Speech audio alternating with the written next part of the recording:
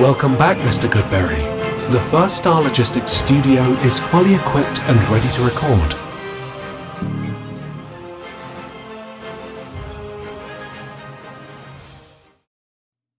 Welcome to Bengals on the Brain. I'm your host, Joe Goodberry. The show is brought to you by First Star Logistics. The Cincinnati Bengals are 1 week into training camp, and you got to say it hasn't gone the way you would have hoped.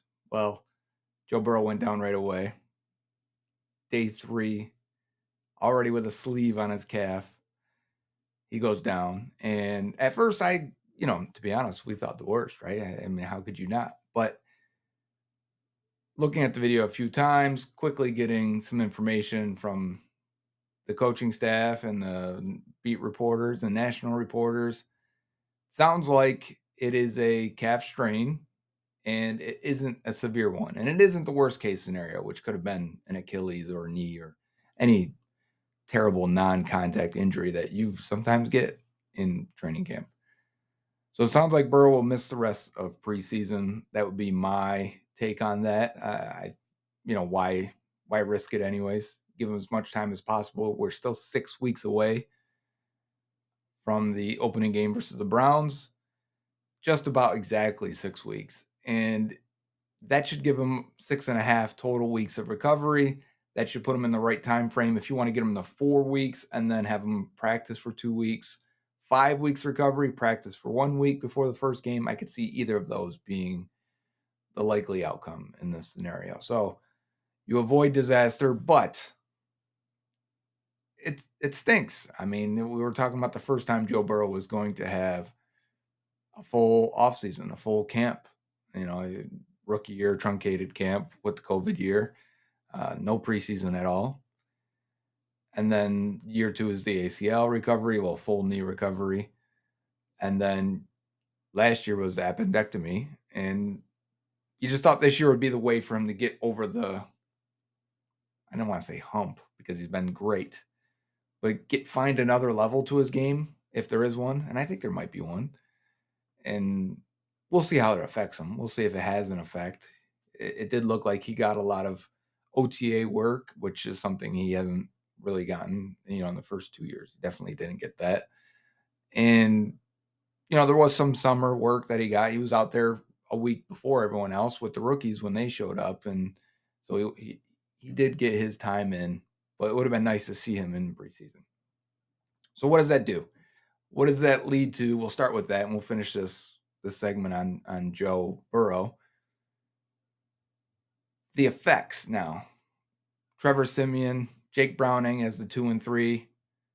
They're going to sign a number 3 quarterback, probably to get that guy reps in the preseason. It's hard to go with just 2 guys. What if one goes down? Now you're playing a guy a whole game and you're really struggling. So get a 3rd quarterback in here. Day 1, though, it looked like Browning and Siemian were pretty good in replacement of Joe Burrow, especially Browning, one of the best, it looks like, one of the best days of his life. But you miss something, even when they're having a good day.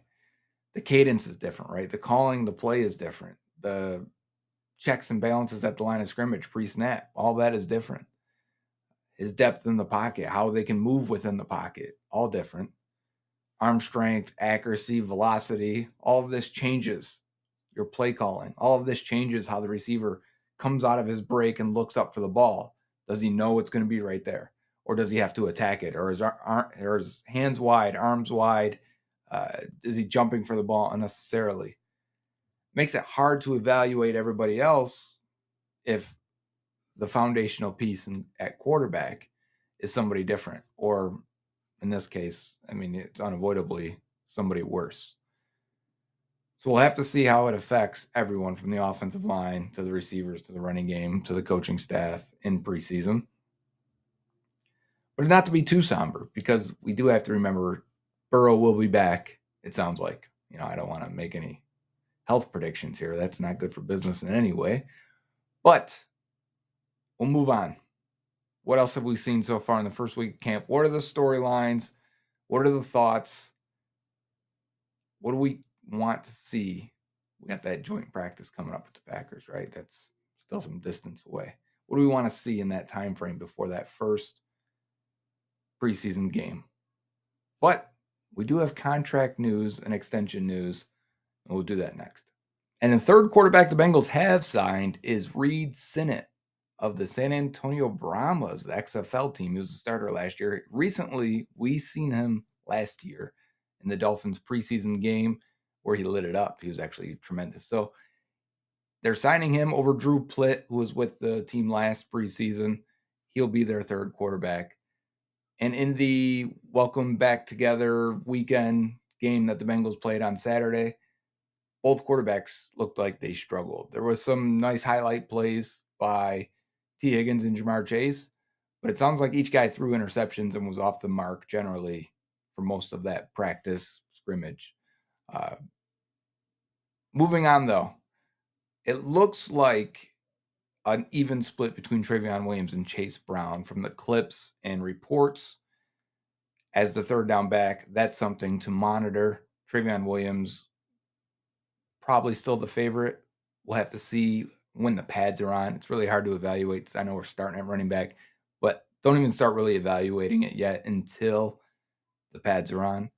But the offensive line, the only thing worthy of noting is that Jonah Williams and Jackson Carman are splitting every other day, it looks like, as the first team right tackle. Now, Zach Taylor did say don't read too much into it because they need to give Jonah some rest as he recovers. So until we get 2 or 3 weeks into this, it's just a footnote as of now. On the defensive side, though, the defensive line rotation, I wondered where Myles Murphy would play. He played almost exclusively on the right side at Clemson. Was he going to do that? Was he going to be Trey Hendrickson's backup? We'll get to Trey Hendrickson soon also as well. Was it going to be his backup? Would Joseph Asai move more to the left and give Sam Hubbard a break? Would Cam Sample still be the number 2 left defensive end? Looks like Myles Murphy is playing mostly left defensive end so far in camp. Only seen a couple clips that had him in there, and each time didn't look ready yet. I mean, it's only a couple clips, but each one was like, "Ooh, I don't know what Myles Murphy's doing." Otherwise, I did see in the scrimmage game on Saturday that Joseph Asai would have had a sack on a ball crossing route to T. Higgins. So looks like he picked up where he left off. I think even Joseph Asai might be my pick for breakout player of the year for the Bengals defense. Moving on to the linebacker position, still going with Logan Wilson and Jermaine Pratt. See a lot of Akeem Davis-Gay there, Marcus Bailey with the second unit, and probably nothing to write home about right there. There was a report that Logan Wilson wasn't practicing one of the days. That was wrong. Logan Wilson has practiced every day. I just want to make that clear. It was a topic of conversation on Twitter for, I think it was Friday or Thursday. In the secondary, though, man, I think DJ Turner has been the bright spot. All the clips I keep seeing of him, super athletic, ball skills, knocking balls away, playing the ball high in the air. You know, he's not the longest or biggest guy, but when you're an athlete like that, an elite special athlete, and your ball skills are that good, and I didn't know they were that good, but some of these plays are like, you know, he may have another level to his game there that I didn't expect. If he does, with that athleticism, he's going to be tough. There was a play in particular where he's covering a wheel route out of the slot, and he closes coverage, looks up, sees the ball, tips it, and like his eyes are on the ball the whole way to the point of tipping it into where it's flying backwards and hits the ground. He's in the air and he watches it the entire way. That's a good sign of high-end ball skills. But he had a bunch more breakups on Andre Yoshivas as well. And I think him moving to the number 2 corner, remember, Chidobe Awuzie, while he's been cleared to practice, hasn't practiced yet. And it was Sidney Jones. And Sidney Jones got beat for a long touchdown against T. Higgins. I believe that was day 1. In the scrimmage game on Saturday, it was Sidney Jones that was put down, and DJ Turner went to be the number 2 corner. So you got DJ Turner and Cam Taylor-Britt on the outside, Mike Hilton in the slot. It looks like Nick Scott and Dax Hill taking the majority of reps at safety. I have seen some clips with Jordan Battle getting mixed in there, replacing Nick Scott. So One thing I want to talk about and why I saved receiver and kind of skipped over on offense, because taylor-britt has been on the wrong end on a lot of highlights, but I think taylor-britt looks good. It's just that he's in the hip pocket of Ja'Marr Chase so often, and it hasn't mattered because even one of the balls by Jake Browning was just so perfect that there's nothing that he can really do. taylor-britt, that is. He's going against a guy, and I think so far, based on all the clips and reports, Ja'Marr Chase looks like the best player on the field, and he's in line for a career year. His route running has taken another step. I've broken down that on Twitter a bunch. It's to the point now where I don't know how you would cover this guy at all at any phase or any part of the field on any route. Ja'Marr Chase looks like he's taken that next step, and then when Burrow gets back on the field, I expect it to be absolutely deadly. I mean, 100 catches should be the expectation. 1,400 yards, 12 touchdowns, just monster year. You're drafting him top 5 in fantasy. I've got no problem with that. I think Ja'Marr Chase is ready to explode this year. And if these clips from week 1 of training camp are any indication, he's going to be worth that pick in fantasy. So only other guy to mention, 2 other guys actually, are the rookies, Charlie Jones and Andre Yoshavash. Yoshavash, couple contested situations he didn't come down with, and then there's a couple that he did. So, I mean, that's kind of going to be the guy he is. DJ Ivy broke up a couple passes on him.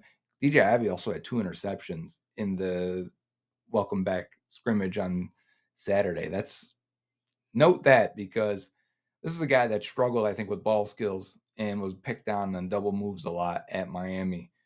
If that was just coaching and what they're asking him to do versus what they're asking him to do here in Cincinnati, maybe it just clicks with him here.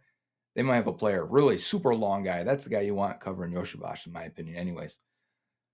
And then Charlie Jones in the slot, also return man. He caught a touchdown from, I want to say, Siemian. Really good rub route, bunched set, and he just runs it to the goal line, makes a diving catch on a nice, well-placed ball. But Charlie Jones is a guy that I think if you play, speaking of fantasy, if you play preseason fantasy, I think Charlie Jones is the guy you want. I think he's going to be the guy that's playing into the fourth quarter and catching or seeing 7, 8 targets in a game in preseason. So that's a guy to keep the eye on. Next, we're going to the extension, breaking down what the Bengals did. Did they create cap space? Why extend them? Trey Hendrickson's next. The Bengals extended their best pass rusher, Pro Bowler Trey Hendrickson, adding 1 year to the 2 years remaining on his deal. And that'll keep him signed through his year 31 season. He'll be a free agent again after 2025, and he'll be 32 years old at that point. So you should hopefully still get good production from him. Since the Bengals signed him 2 years ago from New Orleans, he has had 180 pressures and 29 sacks, if you include half sacks and count his playoff sacks as well. Bengals made 2 playoff runs the last 2 years. I like to include those things. So he's been highly productive. Trey Hendrickson, super productive for the Bengals. But with the additions of Joseph Asai and Myles Murphy in 2 of the last 3 drafts, did they have to extend Trey Hendrickson? What kind of player should he be? What kind of role does he have if the depth behind him is that much better? Can they scale back maybe his snap count a little bit from what he's had over the past few years? I've got some quick film here. Let's watch that on Trey Hendrickson. And then we're going to dig into what this contract looks like and what it means. And was it what we expected? I think that's the big storyline here with this Trey Hendrickson extension. So the productive Trey Hendrickson, number 91, entering his 3rd year with the Bengals, has created a lot of big plays for this team over the last 2 years. A lot of times really being the only pass rusher that can effectively and consistently win one-on-one. You see Hendrickson here versus Rashawn Slater. Just constantly moving his hands, constantly fighting. He's got a high motor. They call him Blackout Trey because he does do that. It seems to walk the line of fair and foul sometimes when he loses it a little bit. But it's more than just the motor in the hands. He's an elite athlete.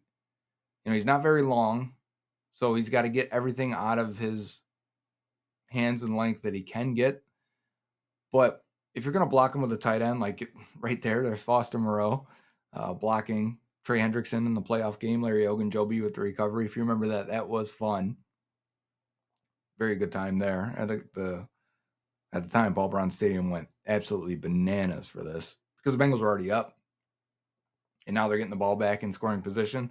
That's not something that we're used to seeing in playoff atmosphere, and that was a good time. You see right there, hand usage. His hands are so good because on that last play, he's going to lock hands with the left tackle there and never let that guy use his length as an advantage to the stumpier, shorter Trey Hendrickson. Those aren't supposed to be offensive terms there. It's the truth. Here he is versus Ronnie Stanley, maybe the best left tackle in the division. And he gets under him and disengages. You see that disengage? Not everyone can do that. I'll talk about that when you get the training camp books, how some pass rushers can get to Carl Lawson is a great example, can get to the quarterback, cause a pressure, but disengaging at that point and turning it into a sack is the difference between really good and average players. I like the double hand swipe there, but watch how he turns the corner and he has to break down and make too many steps.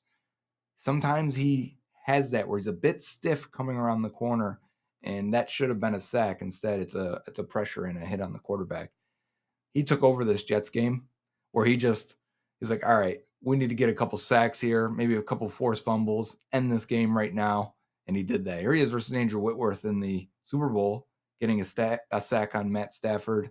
Look at his eyes. He's into it. I still can't watch Super Bowl clips. We just did this last week. I'm sorry I'm doing this twice to you guys, but he got under Whitworth there and then let the arms go, and Whitworth tried to lean back into him and just fell flat on his face. That's a future Hall of Famer right there. So let's dive into the Trey Hendrickson contract extension numbers and what it means for the Bengals, and especially in 2023. When it was first reported, I thought this makes a lot of sense. You're going to create cap space in order to sign T. Higgins, Joe Burrow, Logan Wilson by converting what was supposed to be a $15 million cap hit, give him a big signing bonus, like an $18 million signing bonus, get his base salary all the way down as low as you could possibly get it, and turn his cap hit this year into a smaller number, but Trey Hendrickson would still get all of his cash, if not more, if you give him that big of a signing bonus. That's what I expected to see. So instead, what we got was an $8 million signing bonus, which means his 2023 cap number really doesn't change much. If anything, the Bengals get about $300,000 in cap space. Nothing really significant at all. His 2024 cap hit increases by about $3 million, and now they have him for a third year at $18.7 million cap hit. Bengals did not create any extra space with this Trey Hendrickson deal. This leads me to believe that Hendrickson approached the Bengals about an extension and about a pay increase. That's essentially what this is. Originally, I thought we could frame this as a restructure, and instead, this is a general extension. Here's cash up front, and here's an increase in your salary for Hendrickson, rewarding him for his 2 Pro Bowl years and the production that he's put on the field. So, on one hand, good. You keep a good player for an extra year. You're not paying him that much more. On the other hand, I feel like other teams would have used the situation to maximize their cap. They would have used the opportunity to say, hey, we're going to give you a maximum signing bonus, biggest we can. We're going to spread that over then the life of the contract, 3 years, maybe even 4 years if we can have a void year on it and get his cap hits as low as possible in order to get these extensions done. The Bengals didn't do that. That is a choice. Doesn't really hurt them in terms of overall cap health at all. Does nothing for them. They didn't have a lot of guys signed into 2025, to be honest with you. And when you were originally looking at this in the beginning of spring, before the draft, there was just a handful of players, the guys we expected to be here, like Jamar Chase and T. Higgins, or Jamar Chase and Joe Burrow, maybe T. Higgins. Well, where does that go? Where does that take us now? Is now Hendrickson's there? Does that mean no DJ Reader? You have Hendrickson and Hubbard signed until 2025. You have Jermaine Pratt signed to that point. Hopefully Logan Wilson. If not, the whole secondary is going to be young anyways. Can you get Reader? Do they want to keep Reader? The idea that they would keep Hendrickson into his age 31 season maybe increases the odds that they'd feel the same way about Reader if they could. So that'll be interesting to watch and monitor if they can get an extension there and reduce his cap hit. Ideally, that's what you're trying to do here is reduce some cap hits, maximize the Super Bowl window that you have, get as many guys under contract that you can, and go and get this thing, right? So now, does this help or hurt signing T. Higgins and Logan Wilson? Joe Burrow, no effect. They're going to sign him regardless. Logan Wilson, I'm not so sure.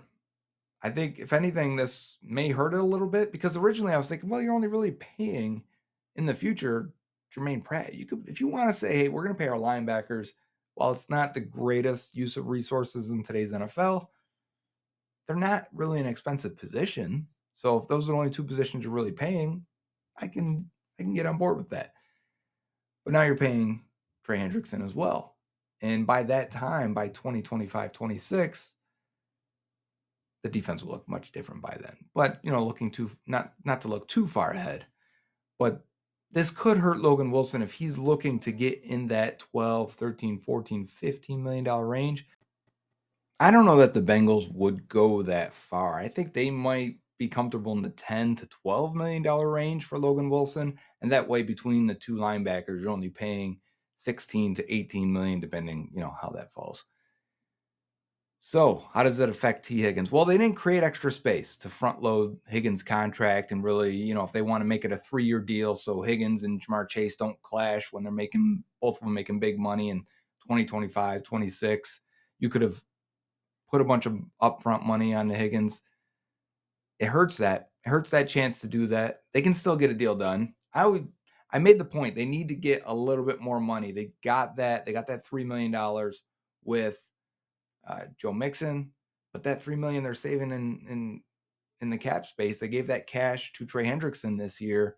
So I don't know if we're at a net even now at this point, but I just feel like it was a wasted opportunity with this Hendrickson deal to create some cap space that would have made it. I would have been, yes, this points to Higgins being signed and getting extended and getting thrown some money in year one. But instead, I think we're left looking at this like, okay, you got a guy for an extra year that we like. That's good. But now I'm kind of focused on the next two guys, the Higgins, the Logan Wilson. When's this Joe Burrow deal going to come? It may even come by the time you see this because I'm recording it a day before you see it. So don't kill me if that's the case. This has been Bengals on the Brain. I'm Joe Goodberry. Next episode on Friday, 7 p.m. And then after that, I will be down in Cincinnati. So we got one more episode, and then we'll have some live coverage and some live updates from Paycor, from the practice field, from training camp. I can't wait to see you guys down there.